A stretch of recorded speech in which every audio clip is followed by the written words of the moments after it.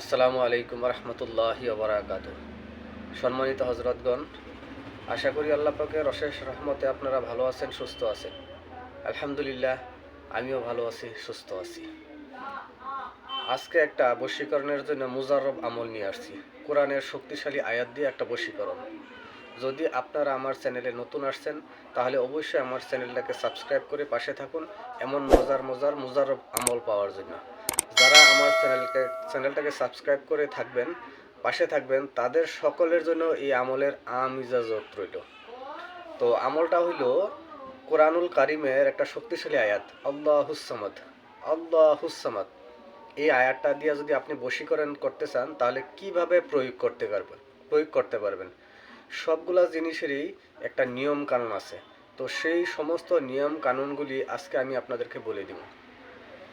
যদি আপনারা আল্লাহ হুসামাদ দিয়ে কাউকে বশীকরণ করতে চান, মনে করেন আপনার স্বামী আপনার কথা শোনে না, আপনি আপনার স্বামীরে যদি বলেন যে এইভাবে চলো, এইভাবে চলাফেরা করো, আপনার স্বামী কী করে উল্টাভাবে চলে, তাহলে আপনি আপনার স্বামীকে এই কোরআনুল কারিমের আয়াতের মাধ্যমে বশীকরণ করতে পারেন।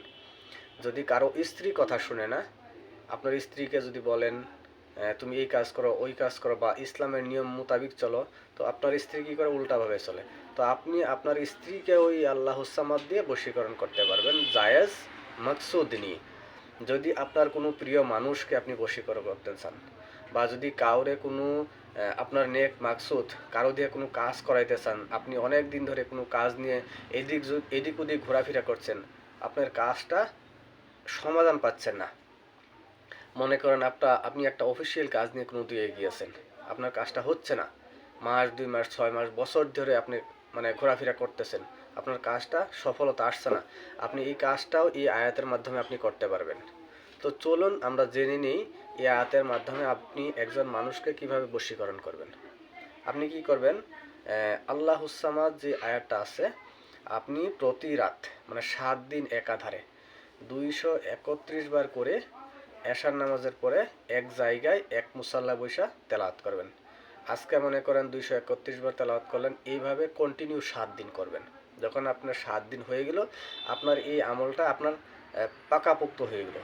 আপনি কি করবেন, প্রতিদিন এই আয়াতটাকে যে কোনো এক নামাজের পরে 7 বার করে আপনার মামুলে রাখবেন। আজীবন 7 বার করে আপনার মামুলে রাখবেন। যখন আপনি 7 দিন আমল করে ফেললেন 231 বার করে, আপনি যাকে বশীকরণ করতে চাচ্ছেন, আপনি কি করবেন, অন্য কিছু করা লাগবে না, 3 রাস্তার মোড়ের কিছু অল্প মাটি বা ধুলো নিয়ে আসবেন। আপনি কি করবেন, নিয়ে আইসা আপনি যাই নামাজে বসবেন, বৈশা এই আয়াতটাকে আল্লাহুস-সামাদ 231 বার তেলাওয়াত করবেন। তেলাওয়াত করে এমনি করে ধুলোর মধ্যে বা মাটির মধ্যে ফুঁক দিলেন। ফুঁক দিয়ে আপনি মুরাকাবার হালতে এইভাবে চোখ বন্ধ করে বসে থাকবেন। চোখ বন্ধ করে বসে আপনি মনে করবেন যে আপনি যাকে বশীকরণ করতে চাচ্ছেন, মনে করেন আপনার স্বামী বা আপনার স্ত্রী বা আপনার প্রিয় মানুষজন, মনে করবেন আপনার সামনে বসে আছে। কি করবেন, এই ধুলোগুলো মনে করবেন যে আপনি তার শরীরে নিক্ষেপ করতেছেন। বিসমিল্লাহি বলে, বিসমিল্লাহির রহমান বলে এভাবে আপনি তার শরীরে এভাবে ধুলোগুলা নিক্ষেপ করলেন। বাস, আপনি 3 দিন পর থেকে দেখেন সেই মানুষটা আপনার দিকে ফিরে চলে আসবে। আপনি যেইভাবে যা কিছু করতে বলবেন, সমস্ত কিছু কাজ সে আপনার করবে। আপনি যা কিছু বলবে সেই সমস্ত কাজ মেনে চলবে।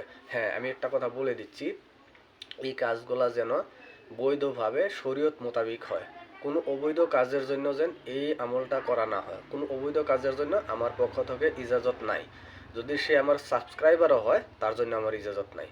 হ্যাঁ, আমি ইজাজত দিয়েছি, যারা আমার চ্যানেলটাকে সাবস্ক্রাইব করবেন, বেল আইকনটাকে প্রেস করে অল দাবিয়ে দেন, যেন প্রত্যেকটা ভিডিও আমি আপলোড দেওয়ার সাথে সাথে এমন মুজাররব ভিডিও আপনাদের কাছে চলে যায়। আশা করি আমলটা বুঝতে পেরেছেন। ভালো থাকেন, সুস্থ থাকেন। আসসালামু আলাইকুম ওয়া রাহমাতুল্লাহি ওয়া বারাকাতুহু।